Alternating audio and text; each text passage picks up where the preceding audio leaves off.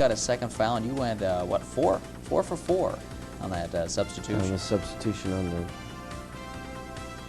We weren't playing with the intensity we needed to, and I think the reserves got in there and just picked up the intensity and just kind of got us going, and then we kind of settled down into a pretty steady pace after that. Yeah, a little slack here. Boston gets the running jumper, but then Washington just shuts down offensively. Good job on defense. 20-0 run over a stretch of almost 6 minutes. And you go from behind to ahead by, what, 11 points?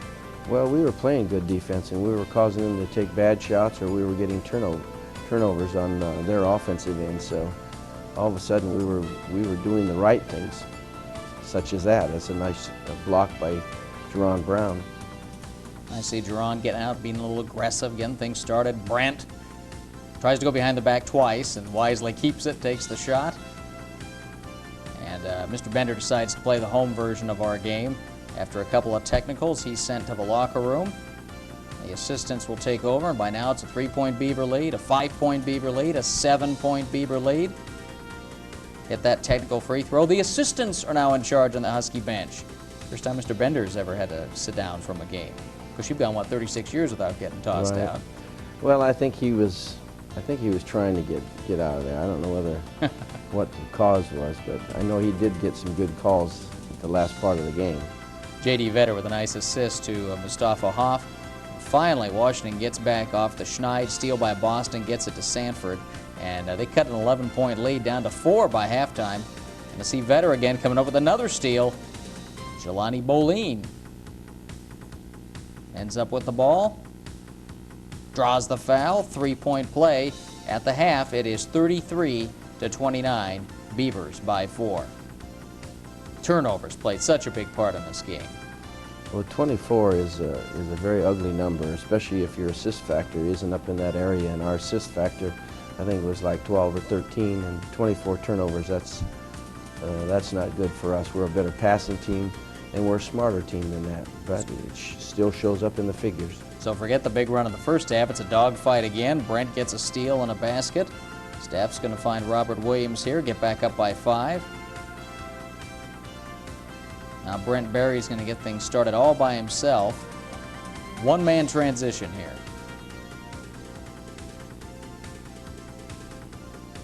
A lay-in and a tip. Missed the lay-in again. Now back-to-back hoops here. Brent with a jumper.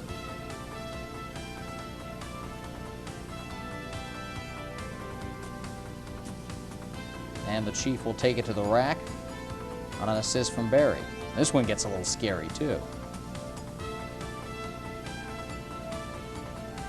Uh-oh. Goes in, though. Yeah, I think he was apologizing to the referee after he came down. Yeah, I've seen guys get teased for less than that this year. Right. Well, Chief will hit a shot here, and now it's a 7-point game with 8:19 to go. And this looks like the Cougar game, but in reverse. You're managing to hold off their little runs. Brent's got a can of 3 here. 6-point game with 5 minutes left. And then the Huskies are able to make a move. And again, the turnover gets it started. Hamilton comes up with this ball and ends up scoring on the other end. And he hit some big baskets down the stretch. He really came up strong the last 2 minutes. He hits another one in just a minute. Like, this could be it right here. No. This is Booker for the go-ahead. Booker with a charge, in my estimation, and he comes out of it with a good call from... Here it is again. Mr. Wilson. There it is again. That's Brent's 4th foul, and they put him on the line and makes it a 2-point game. So here's the last chance now after the timeout. 3.6 seconds. And it doesn't go. Doesn't go. Was there a specific play here or a specific guy you wanted? We had a setup where we were going to give a double screen for Brent and hope that he could get a chance at a shot because he's our best 3-point shooter. And we had Chief running off his screen directly to the basket in case we could get a layup to take it into overtime. So we had two options, and we couldn't even get the ball in bounds. And obviously the clock, not an issue. It Right. should have run, so there was no question about Right. that at the end of the game. No You s- need griping on that. You saw the shooting percentages, and of course the turnover number, really critical. Brent ends up with a nice night, 25 points and 9 rebounds. The Huskies get good balance, and you know, what can you say? It's a tough weekend all the way around. Tough weekend, yeah, and it's you know, things are winding down a little bit. You got 2 road trips coming up, Arizona schools as we talked about, and then down to LA, and there's not going to be easy either. So, got 6 games left, and I'm just hoping that we can put up a good fight the rest of the way through. All right, we're going to talk about the Arizona trip a little later on, but when we come back, we'll visit with J.D. Vetter as the Jimmy Anderson Show continues.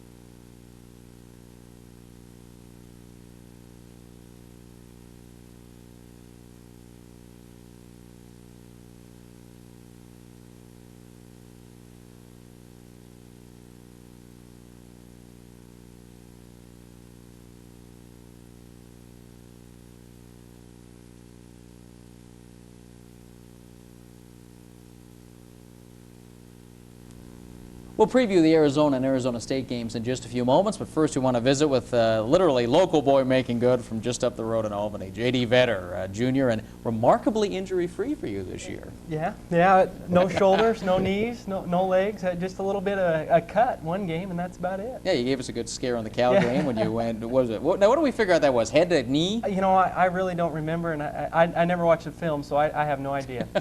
You got a quick bang there, but you had that look coming out of the game of, I don't know where I am, I don't know what I'm doing. Yeah, I had that look pretty much all night, and the next morning I had one heck of a headache, but seemed to know where I was. State of California. Talk about just playing injury-free this year. Obviously, the shoulder took you out of game-playing shape. What's it been like getting back into that this year?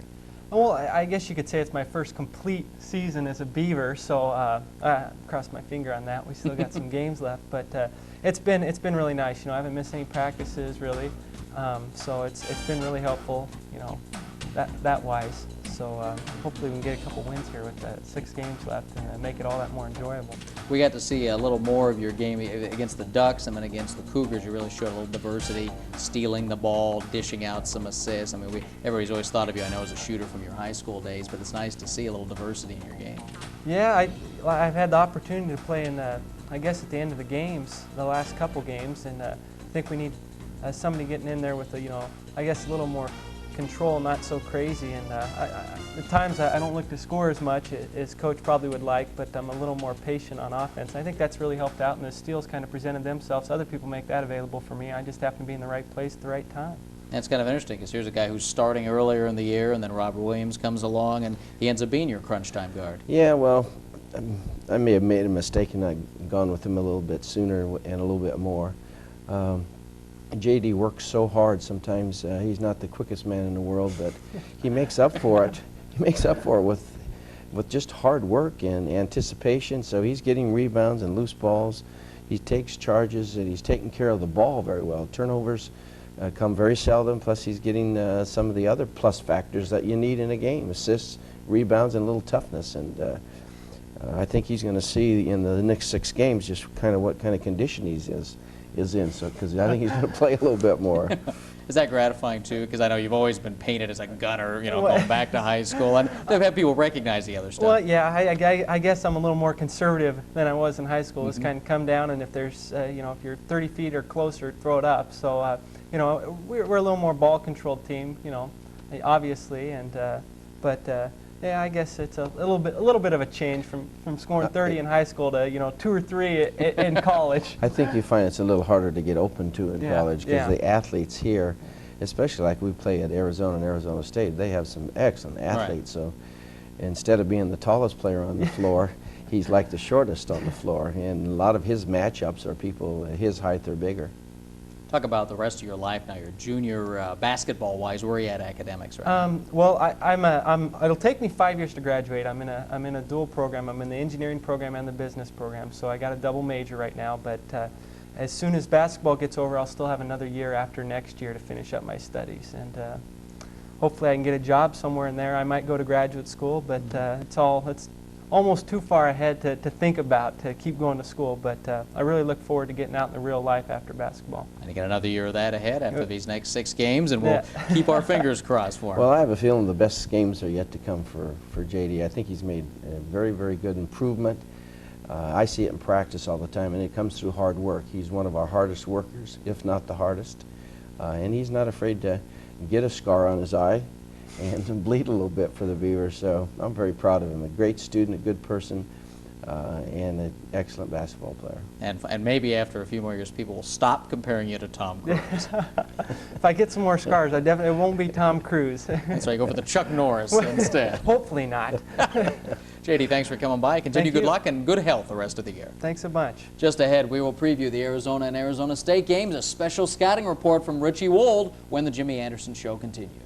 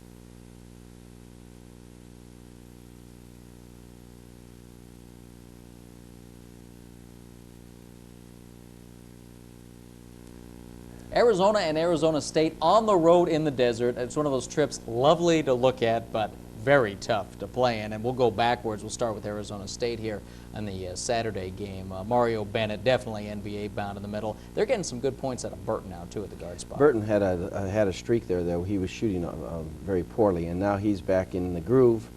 But Bennett is the man. Bennett is the guy that is going to score inside, intimidate, play the defense, rebound. He's Mr. Everything. And when you talk about defending Arizona State, you got to talk about Mario Bennett, and that's what we find out now in this week's scouting report from assistant coach Rich Wohl.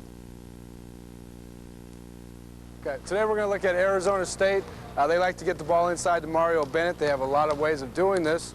They like to get in a situation where it's 4 out, 1 in. In this particular case, Marcelo Capers is going to dribble over to one wing. Quincy Brewer is going to pop up. They reverse the ball. They're getting a screen down low for Burton, looking for a quick shot. Let's get the ball back. Assuming he doesn't get it, they're going to set a stagger pick for Ron Riley, an excellent three-point shooter. Capers is going to step outside, and now, as you see, they're in a 4 out, 1 in situation, trying to get the ball inside to Mario Bennett, who's very effective down low in the low post. To say the least. Well, now let's talk about Arizona. First time out here, Cats get a big lead, but Damon Stoudemire fouls out, and it gets kind of interesting down the stretch. Damon makes him or breaks him? Well, he gets the assist. He's leading the Pac-10 in scoring and assists. First one since Gary Payton of Oregon State, so he's Mr. Everything. And he hits the crucial hoops. In this game, it was interesting because he did foul out. He got a technical that added on to his personal fouls, and that was big for us. Big thing with Arizona is their big guys are so active. They had a stretch there in that game where they got almost every rebound. You have to find a way to get some boards. Well, we hope Jerron Brown will get some for us, and we hope Vlad and Mustafa, and we need to send the whole gang in there. Everybody gets some. Right, and Jerron, I think, wasn't in the best of shape in that encounter, so it'd be Right. nice to get him in there a few more minutes. Exactly. His knee is still bothering him, so I'm not sure what extent we'll get out of him. Probably maybe 10, 15 minutes. All right, let's take a second to talk about the NCAA tournament. 3 weeks away from the selections. How many go from the Pac-10? Well, 4 for sure, and I think there's about 2 other teams that are right on that bubble right now. I think Oregon and Washington State right now are on the bubble a little bit, but I think Stanford, the Arizona schools, and of course UCLA is probably our #1 seed going in. Looks like they're pretty much set. And I think we agree that the Cougars probably need 3 wins of their last 5 to get in, and the Ducks need 4. Ducks still need a quality win, too. They need a quality win on the road to help their power rating, because there's 2 games that they played this year with a lower division that aren't going to count on their power rating. So they need a big boost here with a win at UCLA or Arizona. All right. On the way to the desert, don't get too much sun on there this week. I'll put a lot of lotion on. We'll have to lotion you up next week for the show. Well, join us next time when we wrap it up and talk about the Cal and Stanford series of the next edition of the Jimmy Anderson Show.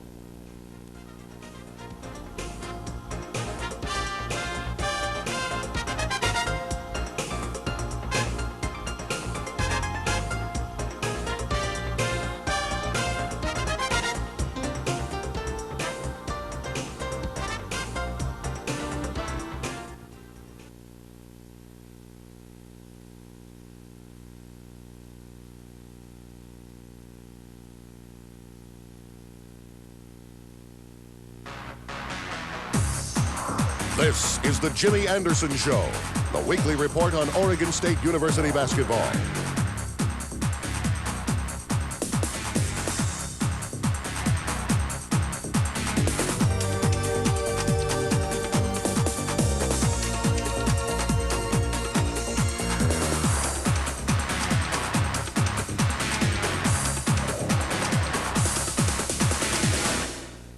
Hi, everybody. I'm Bob Akamian, along with the coach. Welcome to the Jimmy Anderson Show, Oregon State Basketball 1995. The final home games of the regular season coming up this week, and some goodbyes to say to your seniors at Yo Coliseum. And you come to this point of the year, and I know it gets a little lump in the old coach's throat.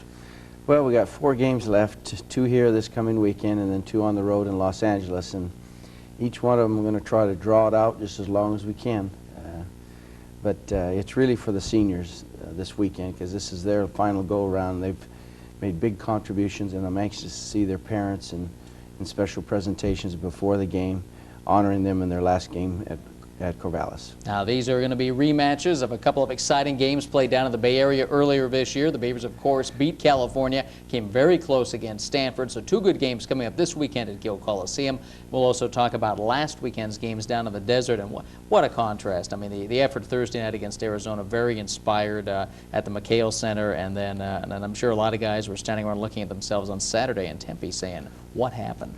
Well, the one in Tucson was really actually a very good game. We had a chance to go in at halftime up, and then maybe if we could control some tempo and not let their pressure get to us, we could have put really some pressure on them.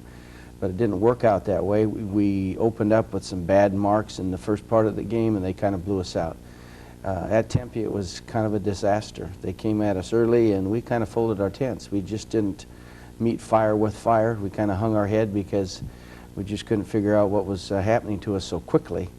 And 17 turnovers isn't a pretty number to have in a first half with 13 points. Well, let's start with the game Thursday night in Tucson, the Beavers and the Arizona Wildcats. And I know you didn't want this to be a farewell tour, but Lute Olson felt like he wanted to do a little something for you and Fifi, and they presented you with a nice trip before the game.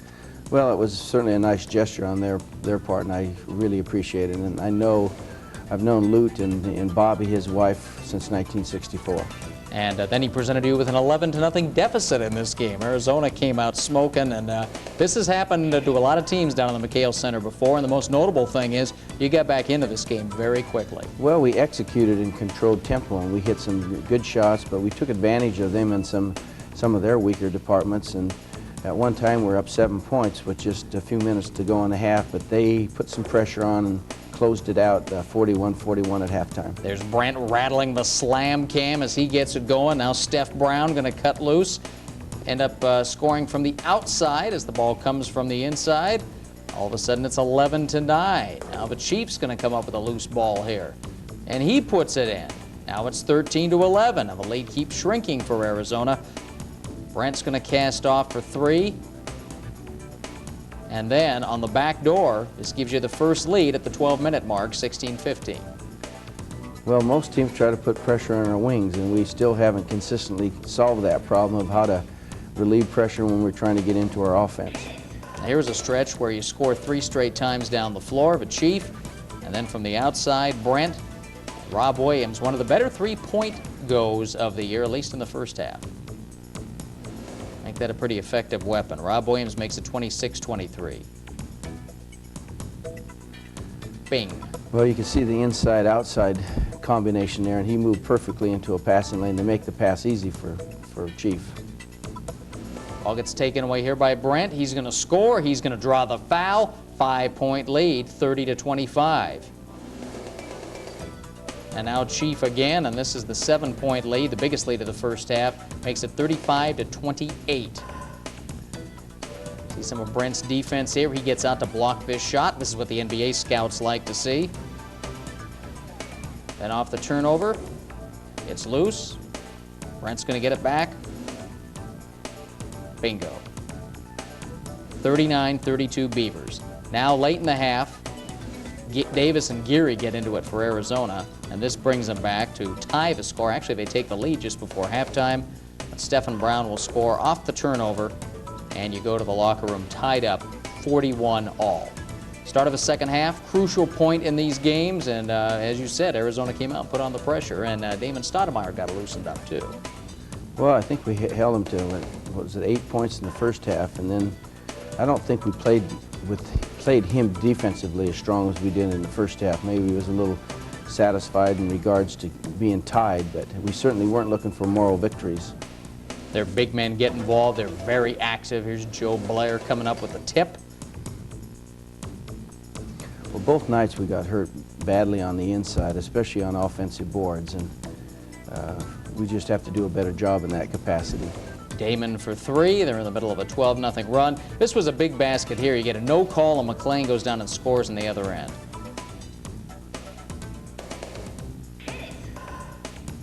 And that might have stopped the momentum for a moment if you'd gotten the call down there. Well, we didn't get many calls, to be honest with you, and we were begging for a few, hoping that we'd get a little luck here and there, but it just wasn't there to be had. Stoudemire finds Blair on the inside, and Arizona now starts to take the lead at the other end. Chief goes in for the layup. Blair hurt us. He's a very, very physical person once he gets the ball, and he levers and seems to have a knack of forcing himself very, very deep. So you have to play perfect position on him. And a couple baskets down the stretch, Sonny Benjamin scores a few, Jelani Bolin gets into the act, and it's a done deal, 83-69 the final. The Wildcats get the victory. Damon Stoudemire never loses to an Oregon school in his career at home at Arizona. Yeah, well, if he'd have come to Oregon State, he would have never lost maybe to an Arizona school, too. You know, we got to look at it in reverse a little bit. There you go. Brent Berry has a nice night, 25.7 boards, 8 steals in the game, also a block for shot. Chief has a good night, and Damon got his 28. He had back-to-back 28-point games this weekend. So you got a good game out of Tucson. I know it feels good to go in there and quiet those people down. Well, it was a good game for us, and especially when, you know, on Saturday the Ducks come down there and lose by 22. So it showed that our effort was a supreme type of effort on our behalf. We played very excellent ball in the first half, and say average to just depending on how much pressure Arizona was going to put on us. All right, when we come back, send the kids out of the room for just a few moments. We're going to show you a few highlights of the Arizona State game when the Jimmy Anderson Show continues.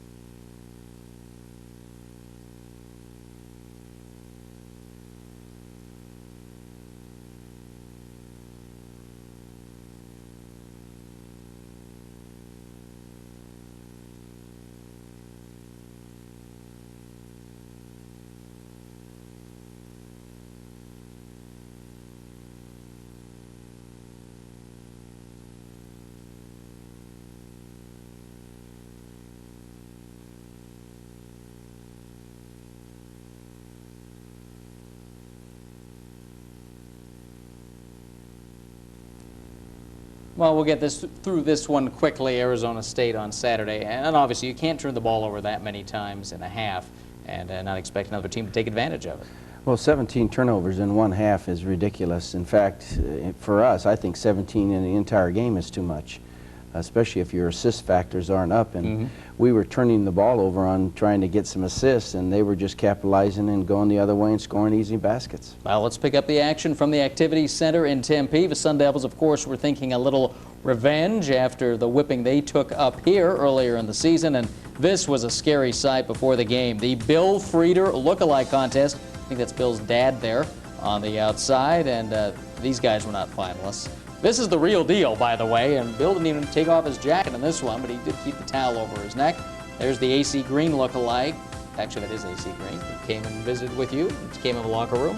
Talked to the players, signed autographs, and then we had some good conversation. He said some very nice things about Oregon State and his memories of Beavers and playing for Ralph Miller and myself. Well, there's the big man, Mario Bennett, right away going inside. And really, you did a good job defending their half court. They just got so many points off the opportunity. Well, they checked a lot of shots, and then right off that they had good transition, and then they made interceptions from us trying to get into our offense, and we weren't relieving pressure with the kind of astuity that we should, and all of a sudden they're going the other way on plays such as this. And you said last week Riley was going to be a factor, and there he is all over the place. It's not just Bennett in this offense. Well, you know, it was 14 Riley, 13 for the Beavers at halftime, and that's not a pretty figure to have to look at when you think you're a good defensive team and should be able to stop people from scoring that many points in one half. Brent Berry got the first points on a shot that came from Mars, an NBA three-pointer, an old NBA three-pointer. And to get a little something going midway through the first half, Chief scores. Stephen Brown beat the pressure, and this made it a 9-point game, and that was as close as it got. Bennett comes right back, dunks at the other end. Well, that's on their out-of-bounds play, and sometimes they can throw it just about as high as they want to the ceiling, and he can go up and get it. He's quite an athlete. Now Capers is going to come down here at the end of the 9-0 run, and this kind of puts it away late in the first half. Another turnover. J.D. Veteran there, got him some minutes over the weekend, nails the three.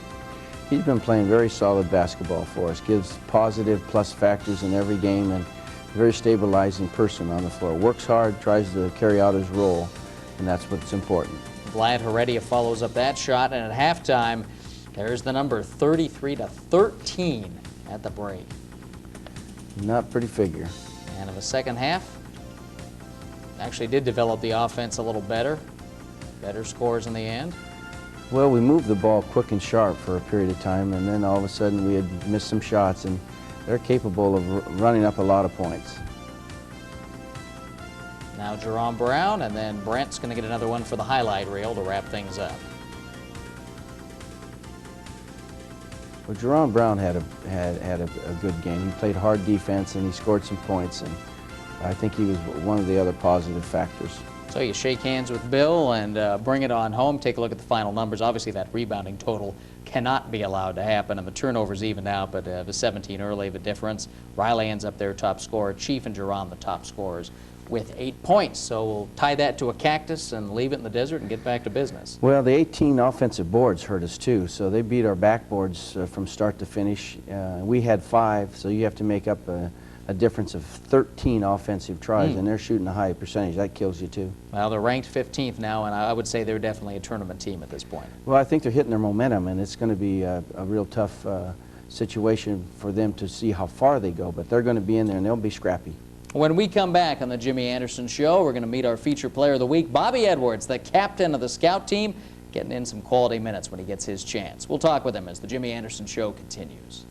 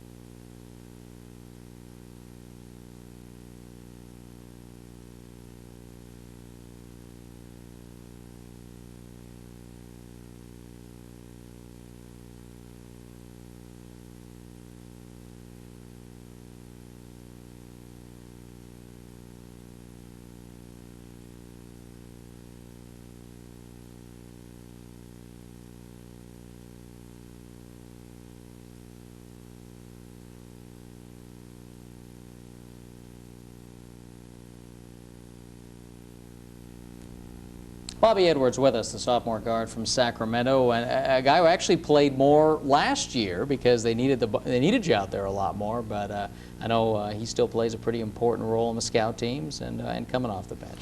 Well, he's probably, in my estimation, one of our MVPs because he's earned a scholarship.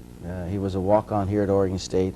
Plays hard every day in practice, is the epitome of what you want a student athlete to be, a good student, a good person, and really plays team basketball. Wish I could play him more. I probably should play him more, but we're kind of floundering a little bit here and there, and we're trying to play our seniors and get them to step up front to really carry the load. But anytime Bobby gets in the game, you know you're going to get great hustle, you're going to get a guy that plays to the ultimate. And I hate to say this because I don't want to embarrass him, but he's one of my favorites without a doubt.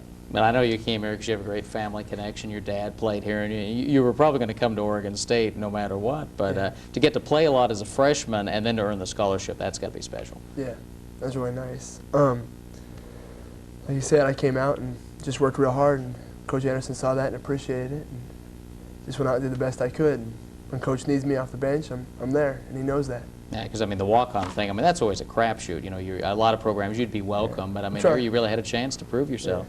Yeah. I'm trying to walk away from the walk-on, you know. Yeah, it's a stereotype that hits people. And Sure, it's, sure. When you get away from it, it's probably a bigger honor to be able to come in and earn it rather than giving it to you. But while you're there, it stereotypes you as that you're not good enough to play. And the fact that he's on scholarship now, I guess I will say that he was a walk-on and earned it because I think it's even more valuable. But I know in his image, we probably shouldn't say that. But I guess if the coach thinks it's more valuable, it has some value. There you go. And you got to start. You got to start last year down at the Bay Area. You got to start against Cal, and that had to be fun in front of the home folks. That was great. It was a lot of fun. Tell me about the scout team now. What's the name you guys have for yourselves? We call each other our group. We call each other the Regulators. And it's just kind of a name that we kind of just came up with from watching the movie Young Guns. Mm-hmm. It's a little group of guys with Billy the Kid, and kind of guys just go out there and get after it. And we just kind of, it's a way to pump each other up. Sometimes you know you go out there and you know your role, and you have to go out there and sometimes I'm not Bobby Edwards. I have to be you know, Jason Kidd or Stoudemire or someone like that, and Mark Wisensee and Steve Steffens. They have to be someone else. And so we just go out there and just try to keep each other going day after day, and just try to give Coach the best look we can so we can get preprepared. Yeah. For this week's game. What's the toughest role you've had to play? Would it have been being Kidd last year? Yeah, that was pretty tough. But I mean, when you're on the scout team, sometimes you have a lot of offensive freedom. Like when USC, when I was my very first year, my redshirt freshman year, when USC led the nation in 3-point attempts and 3-point field goals, Coach said, whenever you get the ball outside, shoot. So we said, okay. And we go out there and just do the best we could and just shoot up all the threes just to give them the best look, because that's exactly what USC did when we played them. And I know you've always put so much emphasis on practice and the value of what you get done in practice. Well, I mean, what the scout team does is important. Well, it's important because if you get a good look and they give the keys to what the plays are, and if they simulate the pressure and their direct style as individuals and a team, then you know what you're going to get in for. And Bobby and his group of regulators do a tremendous job. I mean, they hustle hard and they take pride in the fact that they want to help us get prepared. And it's difficult because I use Bobby some playing games, so he has to be a regulator, and then he doesn't get much time with the first group or the second group. So when I call on him, he has to go through his experience of the scout team, get in there and do what he can for us as quickly as possible off the bench. And usually when he's been in too, you put him in a met spot situation where it's with regulars. It's not as if it's the second team going. Exactly. Yeah, I use him in a rotation whenever I can because I'm confident of him when he's on the floor that he's going to take care of the ball and he's going to play hard. And those are the things you want of people coming off the bench, work their way into the game and then give positive contributions and not think that they have to be a whirlwind and turn the ball over and take bad shots and not play good defense. And Bobby does the reverse of all that. He does everything solid. All right, tell us about the personal Bobby Edwards now. What's your major? What do you like doing on campus? Well, my major is business administration, and I like to do everything. You name it, I like to do it. So I like to go out and just have fun when I can and get my studies in. And we're studying and basketball practice, we really don't have much time, but like tonight, I'm going to go see a movie, the movie Hoop Dreams. So there you go. Yeah, go see good that choice. Movie. Yeah, try to do some different things, spend some time with different friends and the guys I live with, and Do you get an idea out what with you them. now? Do you have an idea what you want to do with the degree? No, not exactly yet. I've been asking my brother and sister. They're both in business and sales and retail and human resources. So I've been asking them. I met my sister this weekend. Got to talk to her a little bit about what she's doing and stuff. Getting a little more of a feel for it. I still have 2 years, so just trying to weed out different things, opportunities.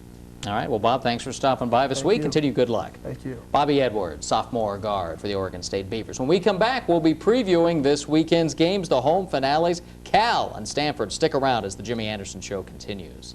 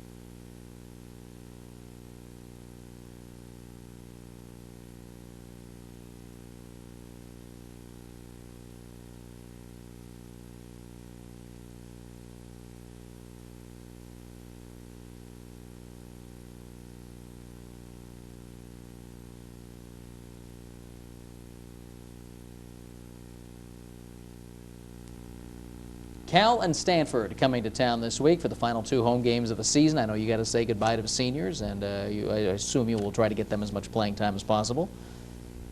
Well, you know, our seniors are our main force. They play a lot anyway. So they're going to play a lot anyway. So just hope they play well in front of. Sometimes it works in reverse. You get so nervous, your parents are there, and you get all into the celebration, you forget what you're supposed to do, and that's to win the game. Well, let's talk about Stanford first. They've really turned into a powerhouse. I would say they've locked up that spot in the NCAA tournament, although they maybe need a couple more wins. But they've got an outstanding guard who doesn't get a lot of attention at Knight, and probably the freshman of the year in Young. Well, you know, that freshman of the year is going to be interesting because there's about 4 or 5 pretty good ones in the league. UCLA Henderson, too, for example. But I think Stanford has the epitome of the all-around prototype for each floor position. The big setter, Young. They got the quick guard in Knight. They got Cross, the outstanding shooter. He's shooting over 50% from the three-point line this year. And then they have the other troops around him that are all big and active and experienced. So they're a team to reckon with. Anytime they play anybody, they got a chance to beat them. And I mean right from the #1 ranked team in the country on down, because they have enough force in each floor position.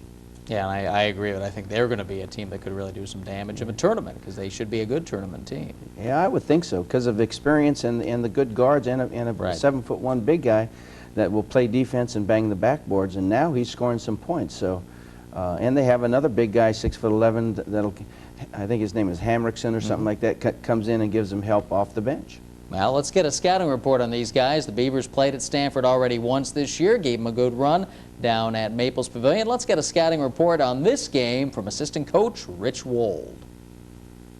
Today we're going to look at Stanford University's curl offense. Brevin Knight's going to dribble the ball over to the wing, over towards Deion Cross. At this time, Tim Young is going to pop high as a reversal man. They get him the ball at the high post. Dion rubs off of Darren Alloway in the low block. And usually what they're going to do here is reverse the ball back to Knight. He's going to look and try to dump it into Darren Alloway, being played by Sonny Benjamin. They get the ball back to Knight, assuming it doesn't go in the block. And Andy Pompick and Tim Young are going to set a double for Dion Cross, who's shooting 52% from 3. Now, if he doesn't have a shot, Andy Pompick steps out, and you're in a 3-out, 2-in situation. They'll try to break you down off the dribble and get the ball into the low block. And that's the Stanford curl offense. And we're going to see some of that. Now, let's talk about California. The Golden Bears, of course, used to be very formidable at Harmon. They're struggling this year, young team, and boy, that was a great game we had down there back in February. Well, it was one of our best games of the year. We played with confidence, we played strong defense, we took care of the ball, we shot the ball. It was one of our best games, without a doubt. And we have to play that way against almost all our teams. We moved the ball quicker and sharper in this game than we have in the last, and we're hoping to get back to that kind of ball movement this week. Yeah, 76-67 was the score in this game down in Berkeley, and a combination of some very good defense, and then again you talked about the ball movement. As soon as they turn it over, bam, get it down court, get it to an open man. Yeah, and it's important to move the ball quickly to open people, and the people get open so we can move it. And that's what happened to us against Arizona State. We stood around and we didn't have options to work on, and we need to get movement and good cuts, get the ball forcing for us to get our offense going. So, final chance to see this year's edition of the Orange Express at home. Stanford on Thursday night and California on Saturday afternoon. That'll do it for this week. Join us next week for our final show of the season. For the coach, I'm Bob Akamian. So long from the Jimmy Anderson Show.